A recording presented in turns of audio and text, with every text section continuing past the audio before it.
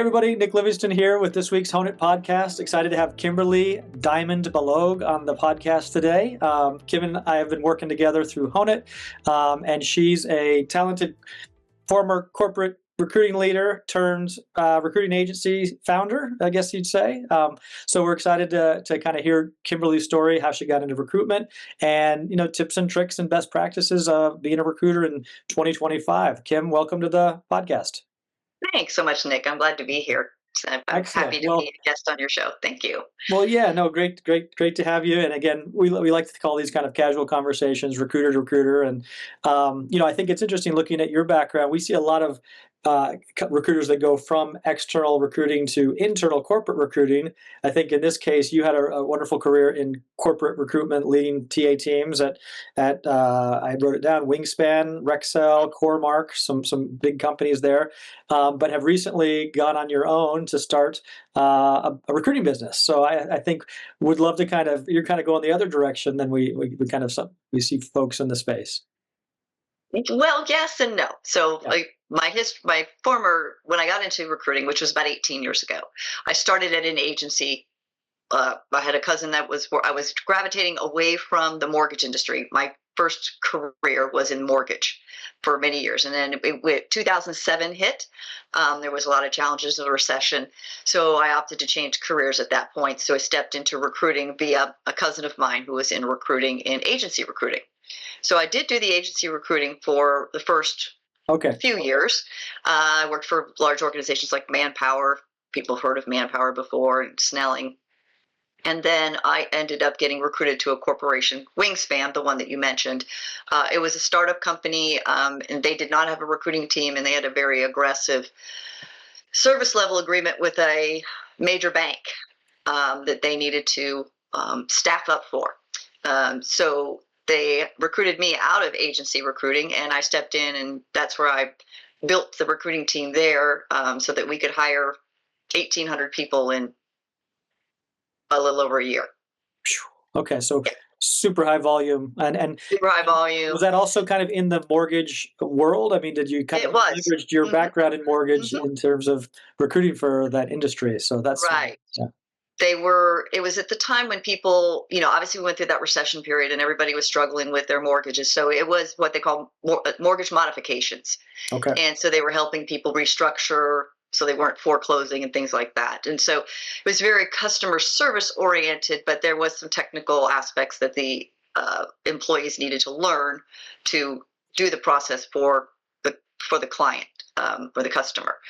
But the request was a very large company, and I can name them. I mean, there's just it's Bank of America. So it said, I think it opposed to them doing a bunch of brick and mortar to house additional staff. They opted to go out to an external resource to help with that. So we took that on. So they had a certain level of these mortgage agreements that they needed to get through, right, to service their customers. So they kind of an RPO. I mean, nowadays they use the term RPO. But we had our own building, we had our own infrastructure, so we also had to build the infrastructure. So we had to build leadership out. We had to build, the HR functions out. So we were hiring for everything, but the bulk of it were these customer service representatives to be able to handle the volume of what they needed to work through. So I landed there. And unfortunately, that company didn't work out. They unfortunately closed. And so then I moved into a different corporate, opportunity. So Rexel, Coremark, Fencing Supply Group. So Fortune 500s and private equity companies. Last year, we could see that there was some changing after the COVID. They were really booming at Fencing Supply Group during COVID. A lot of people in the commodities, fencing and steel and all that was very hot. Starting to cool down, and I think that they were starting to feel like they may be over, a little heavy in HR and recruiting. And I thought, well, I've wanted to do this for a long time, so I think I will take this as an opportunity to step out and do my own thing. So that's what I did, and so this year's been good. It's been good, but we're always looking for new customers. Well, I was going to say, what think about some lessons learned, maybe working in a corporate with such a high volume kind of hiring function, and then now taking any tips or lessons you've can apply to maybe more strategic work that you're doing now, or maybe less high volume. Yeah, less high volume. When I stepped into some of the other corporate roles, they weren't always high volume. They were, Okay. I did corporate functions the last few times, and then I did do field. So most of the organizations. So I think for me right now, what I like about the difference between corporate and agency, the challenge is when you're in the agency environment, sometimes your relationship with their customer it's just sparse, right? They might call you for one opening a year. And so you're not really overly engaged. Like when you're in the corporate environment, you're in it day in and day out. You know your company, you know the vision, the mission, the people. And when you take on an agency role, it takes time to build that and get that. And sometimes it takes longer because you're only engaging at a very minimal amount. So I was lucky, and someone that I worked with before moved on to another company and reached out to me. And so I've been working with her company. And so I've gotten to know them very well because I've done several roles for them, and then another company, so on. So I think what I've learned is that you really need to continue with that relationship building aspect. You have to find out just what you find out when you work there corporately. You need to find out about your customer. You need to go either spend time and see their locations, but you really need to understand the culture, and that happens easier when you're ingrained in the culture. But I take that with me as I build relationships with my external customers. Gotcha. Do you find you spend more time on your day to day in terms of finding or sourcing new roles or recs, relationships for new roles or recs, or spending time finding candidates currently? Currently, it changes back and forth. So sometimes it's you get the jobs, and then you're looking for the candidates, and that's really important because that's your bread and butter, right? That's where you get paid for your services, and so it ebbs and flows. Sometimes I'm hunting for more business more because I have that kind of time, and other times I'm more focused on finding the candidates because my clients are looking to get the roles filled as quickly as possible. So it ebbs and flows. I don't have any, sometimes I would say it's a 50-50 environment right now. That's great. Well, so yeah, you've got roles or recs, so you're not looking for recs if you're busy with filling them. Right. It kind of is it's back and forth. And now, I also wanted to point out you're the host of the Human Factor, which is a public broadcast show. So you're usually on the other side of the podcast, I guess, interviewing folks. Talk to us a little bit about how you became a TV host while also doing recruitment. Well, it was by chance. They found me. They reached out to me and asked me if I wanted to participate, and so they shared their information. They've been in business a very long time. They're a bilingual station. They started in Mexico, but of course they're very strong in the U.S. now. And they just asked me if I would be interested in hosting a show that was around. We talked about HR. But we kind of went with, let's broaden that perspective and go with the human factor and so now we focus on the feelings and things that people go through when they go into these processes, whether it's recruiting and we talk about how leaders can be better leaders, and get people onto the show that can give other entrepreneurs insight on how they lead and how they've led, and just to provide them some information. The market they focus on is small to medium-sized businesses. Okay. People who can't really afford a really heavy infrastructure, but would like to get some tips and tricks and some insights from other people who've done it. Gotcha. And may not have a large recruiting team or an HR team or dedicated recruiters. And so, okay. But yet hiring is probably a big part of their business and something that keeps them up at night. And, Yes, and they don't have time for it. They have one person over here that's trying to recruit while they're trying to either be in an operational function or an HR function when trying to do employee relations while they're trying to recruit. And yes, absolutely. So that's where people like myself come in, is we are that external resource. And I saw, you're also helping candidates, right? Don't you you also have a business where you're a coach or kind of executive coach or career coach as well? I don't classify myself as a coach. Okay. It's just kind of morphed into helping people. I've had people come to me that either have seen me on LinkedIn or what have you, or people that know me personally, and then they get referred to me. So I do like to work with them. I like to be able to help them. I don't do resumes. I help people. I give them I give them, a little overview of their resume and let them know if it's, what they can do better if they can. And I also looked at their LinkedIn page and things like that, just to give them some support, and then hopefully try to market them. It's nice if I get a client out of that, but I really look forward to more helping that person land their next opportunity. It's, some people are like, oh, well, you should only be, looking to, get paid for it. And I said, well, down the road, I could possibly, if the person gets the opportunity, then they'll know about me when they're in the company. Think about you when they're hiring. That's right. Exactly. That's how I look at it. Great So strategy. I do both sides of it. Yes. And more, there are a lot of people that are looking for jobs currently. So. Yeah, it's getting harder, I think. Well, I mean, there's tools out there for job seekers. We've been hearing a lot about, tools, AI tools or instant resume, that kind of thing. But back to the human factor, I don't know. That's kind of the debate we're seeing right now unfold just every week, every day. We're seeing kind of that blend between AI tools and, what parts of recruiting can be automated. Automation's always been a part of recruiting, but Yes, it has. what pieces of it now can be automated even further with AI, or things that may have not been able to be automated in the past can now be automated, and should they be automated, and trying to find that balance. Yes. What are you talk to me about your thoughts on tools, technology, automation to help your business grow and to do your job better? Are you finding a balance? Are you using AI? What are you finding these days? Yes. It is. I'm still trying to get my arms around it, especially since I'm not in a corporate environment where that's being implemented. Okay, with the various platforms that have it integrated. So for me, it's kind of depending on the tools that I'm using. Honeit, which is one of my favorites. So for me, my concern is, and I'm hearing this from candidates, they feel like they're just lost in the world of technology. And they're trying their best. They're using the resources that you're hearing about to get their resumes looking the way they should, getting the proper buzzwords, trying to get through the filter systems that are in place through these AI systems.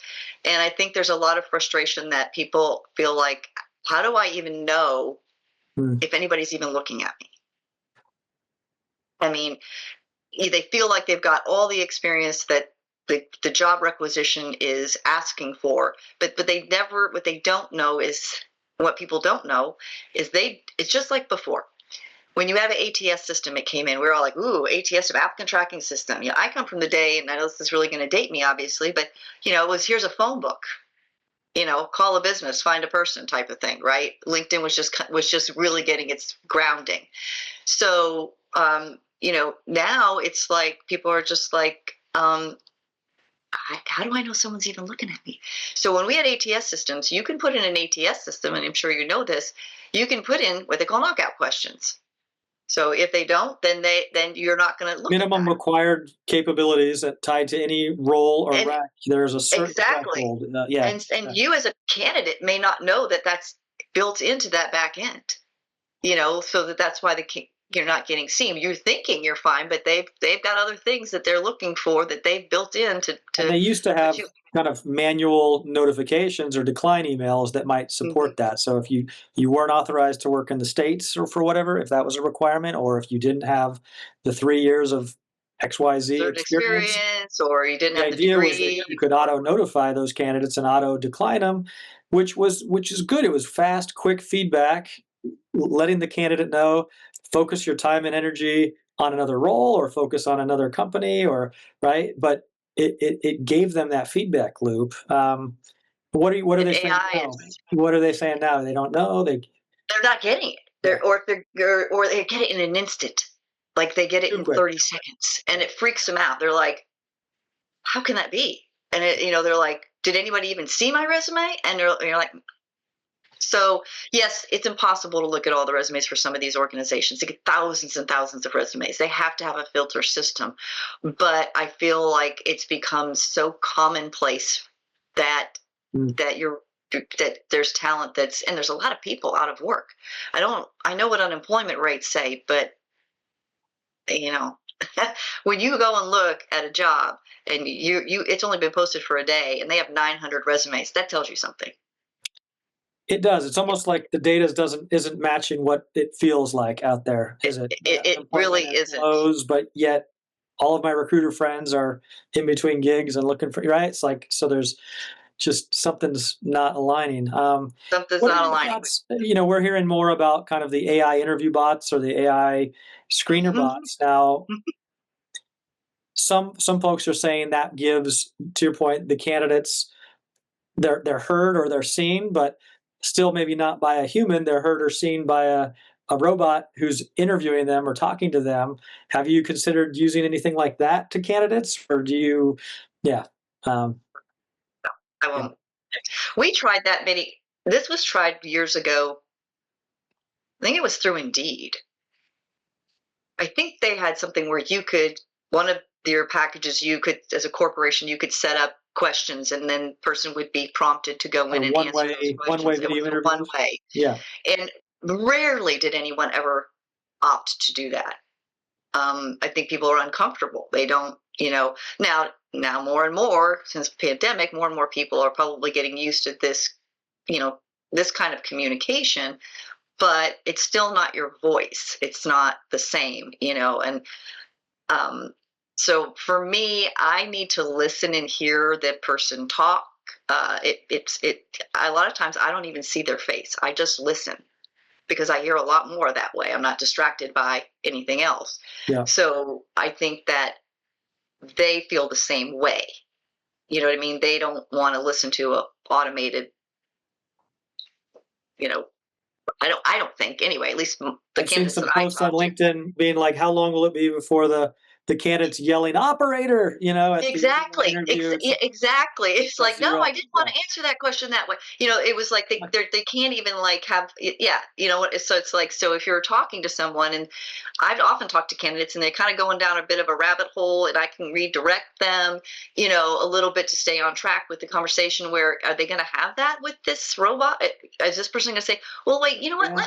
Let's dig a little bit deeper on that. Are they going to do that?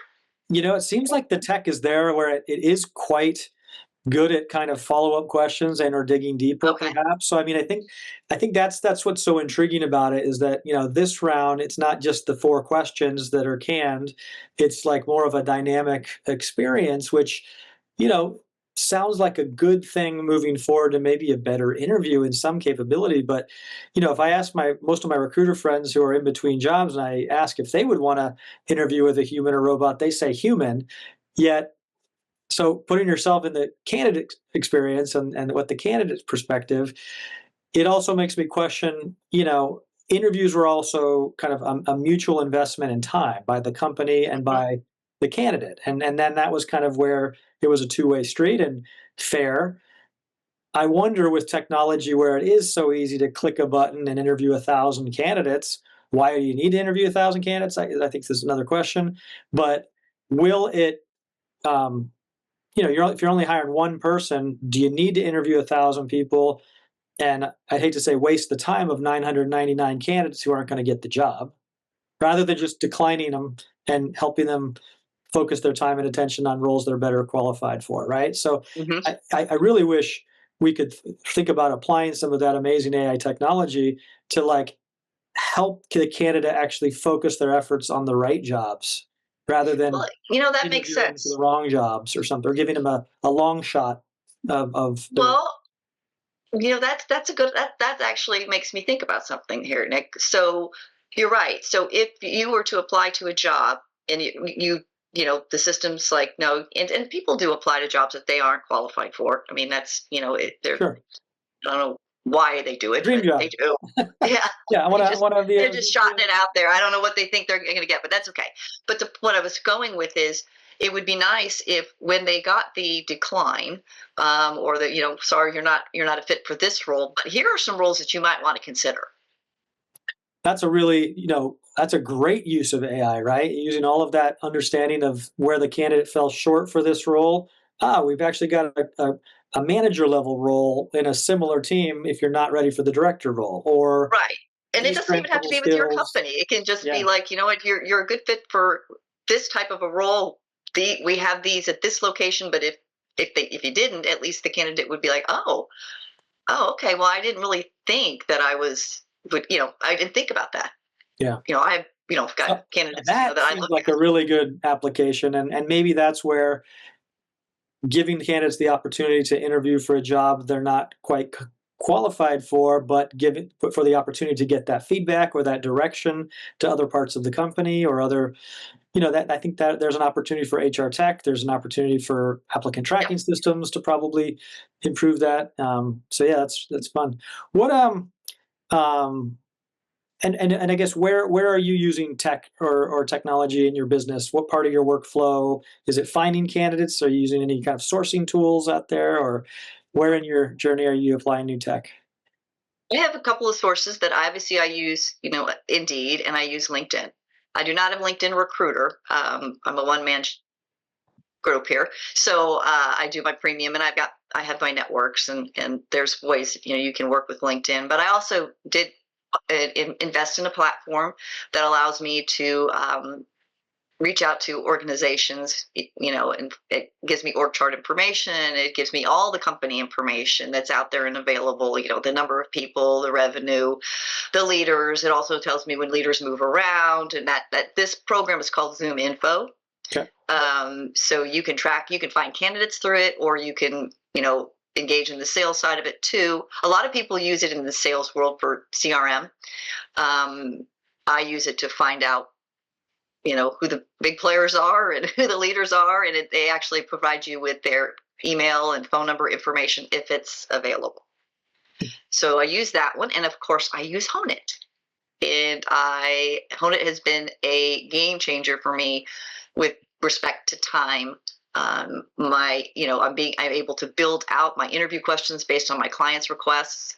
I use those for Honeit. I get to record the information. They get to hear their voice, their responses to the questions, and your system also is wonderful in creating the summaries, which used to be the biggest time-consuming. Take my notes and comprise a scenario from everything, right? So, yes, Honeit it's been a game changer for me as far as time goes and technology. So I thank you and your team for that. Awesome, Kim. Thank you. Yeah, it's interesting, those write-ups. It's like, even when you talk to a great candidate and they tell you all this stuff, it feels like getting that into a physical form that a hiring manager can digest or get excited about just always seemed like a disconnect. It's like you have this wonderful living conversation, and then we've got to go to paper, Yes, flat, exactly. Exactly. So, yes. So, and I'm going to be honest with you, some of my managers are better about listening to it than others. Some, I think, just go with my recommendation, but I give them the opportunity to hear them beforehand, and that's what Honeit has done. So, and it also has helped me with some of my candidates. These individuals that I told you that are unemployed and I don't have positions for, we go through an mock interview, so to speak, and they can hear themselves answer the questions, and they get the recording, and then we can tweak the recording and use it as a marketing opportunity for them. They can put it on their LinkedIn or what have you. So the people that I've worked with on that enjoy that a lot. That's great. So in addition to the kind of the feedback coaching, you're also doing kind of a mock interview with them, and then you're able to give them a link with highlights that they can use to differentiate on their job applications, or put it on their resume or their LinkedIn or their cover letters, I guess. That's Yeah. great. And I can hear themselves too. That way they can hear what they say, and then if there anything they want to adjust, didn't like, when they actually get to an interview, I think that this would be beneficial too. So that's a great service. Well, Kim, where can either candidates or businesses get a hold of you if they need help? Well, I have a website, and it's www.kdymondconsulting.com, or you can email me at kim@kdymondconsulting.com. Fantastic. Well, I have an Instagram. I have Instagram as well, so they can find me on Instagram under Kimberly Dymond. Okay. So a few different ways to get a hold of you. I mean, staying busy as a TV host, staying busy as a recruiting founder, staying busy as a helper, a talent advisor to job seekers. You're staying busy, Cam. Well, congrats on your success. Thank you so much for joining the Honeit Podcast. And it's really been a pleasure working with you. So, Same here. Thanks so much again. Thanks, Nick. okay. Have a great day. Thanks, Cam.